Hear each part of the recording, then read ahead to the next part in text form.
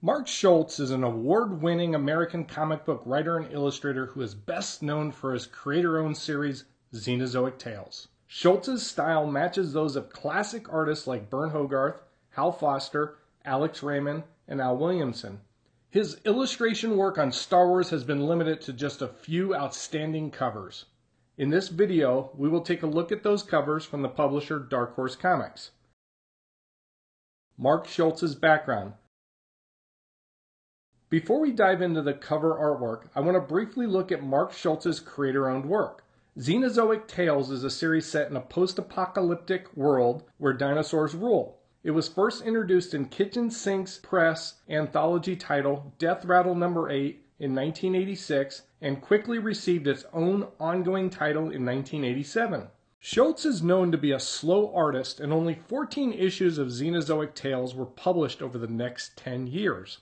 The two main characters of the story are a mechanic, Jack Tenrek, and an ambassador and scientist, Hannah Dundee. Jack is a natural leader due to his highly valued mechanical acumen at the City in the Sea, which is located in the remains of New York City. Hannah is from Wassoon, the remains of Washington, D.C. In addition to the constant threat from the dinosaurs that have repopulated the Earth, Jack and Hannah also have to contend with a myriad of humans with their own personal agendas. The first 6 issues were reprinted at Marvel using the name Cadillacs and Dinosaurs in 1990 and 1991. This title was used again when the acclaimed series was turned into an animated television show on CBS and Toy Line by Tyco in 1993. In addition to Xenozoic Tales, Mark Schultz has worked at a variety of publishers during his career, including Dark Horse Comics. He provided 7 covers for Dark Horse's Star Wars line. 1992 Classic Star Wars No. 8 and No. 17. Mark Schultz did 2 covers for Dark Horse's 1992 Classic Star Wars title. The series reformatted the daily newspaper Star Wars strip by Archie Goodwin and Al Williamson that began in 1981. Both covers show our heroes fighting creatures, a natural fit for Schultz, whose creator-owned title saw him drawing a lot of prehistoric animals.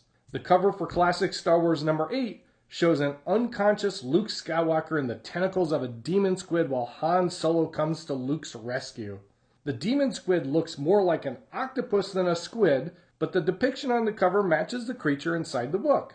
In a hidden location on the water planet Aquarius, the Rebel Cell leader Silverfire invites Han, Luke, and Chewie to participate in an underwater hunt. Han, Luke, and Chewie are aboard separate subs. The sub with Luke is attacked by a demon squid, and Han dons survival gear and goes into the water to rescue Luke. The squid grabs Han Solo, but Chewbacca arrives holding a spear and is able to free Solo and Luke. As the creature chases the trio, Silverfire's sub shoots and kills the monster. Events are not exactly how the cover depicts them, but it is a nice cover regardless. The cover for Star Wars No. 17 shows Luke Skywalker trying to free who he believes is Tanith Shire against another tentacled menace. This time, the monster on the cover looks only passingly similar to the creature inside.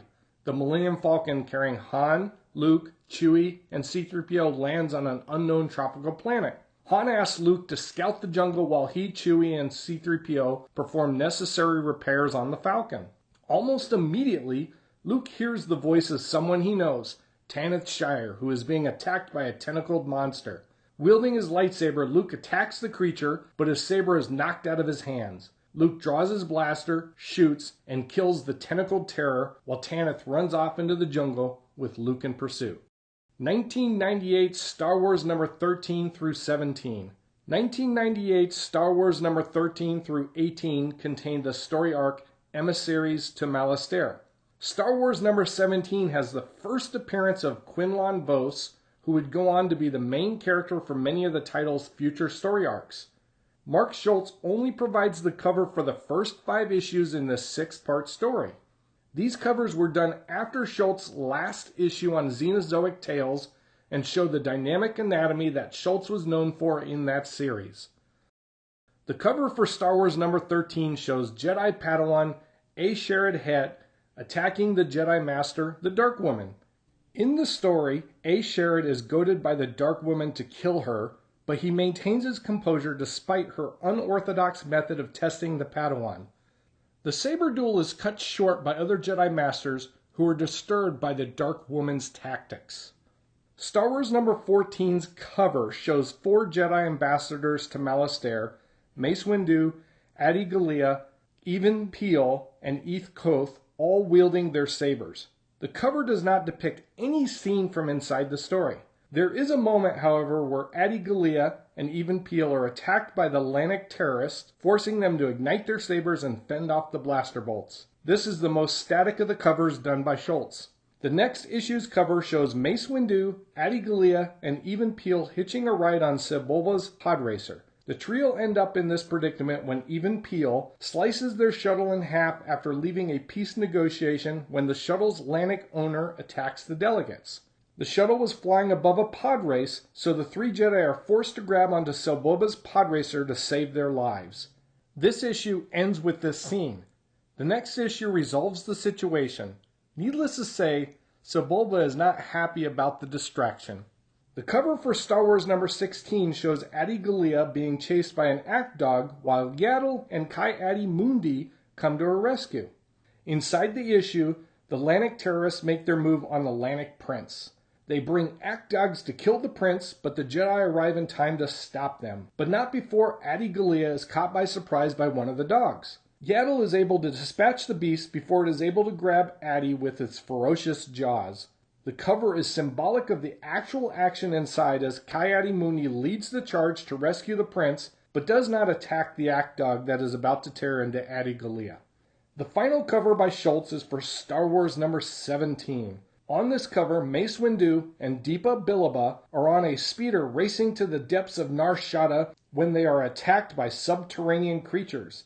Inside the book, Quinlan Vos tells Mace Windu the act dogs are being trained to attack in illicit fighting games. The pair secure a speeder and head down to the games where they are attacked.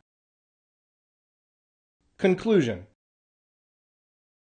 Mark Schultz has only provided cover artwork for these 7 Star Wars issues, but they are truly masterfully done, showing his exquisite talent for dynamic poses. Having only done a relatively limited number of covers, I feel these should be desirable not only by Schultz fans, but Star Wars comic fans as well.